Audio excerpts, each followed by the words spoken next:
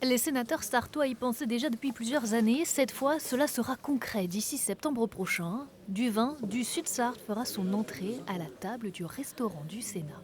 On a pensé que c'était important de mettre en valeur un vin AOC Janière-Coteaux du Loir sur la carte des vins qui est proposée aux sénateurs et aux restaurants du Sénat.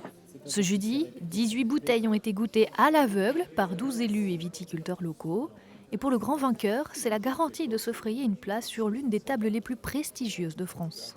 C'est un lieu dans lequel les sénateurs se restaurent, mais aussi l'ensemble du personnel du Sénat, et Dieu sait qu'il y en a.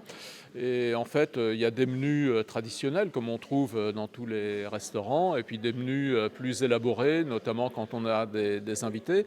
Alors quand on parle effectivement de cantine, c'est qu'en général, quand on y va, déjeuner à la table du groupe politique auquel on est rattaché, on y reste 20 minutes ou une demi-heure, parce qu'on est toujours très pressé, et donc effectivement, ça fait un peu cantine. Une aubaine aussi pour les producteurs. C'est un honneur et ça permettrait de donner une image aussi du département de la Sarthe et de la vallée du Loir en ce qui concerne la production viticole, puisque nous sommes deux petites appellations et donc nous ne sommes pas connus dans la France entière. Et donc ça permettrait de faire découvrir aussi dans d'autres départements, d'autres sénateurs, etc., que nous avons aussi une culture viticole en Sarthe. Les testeurs du jour ont sélectionné 4 vins. Le choix final sera rendu par le sommelier du restaurant du Sénat dans les prochains mois.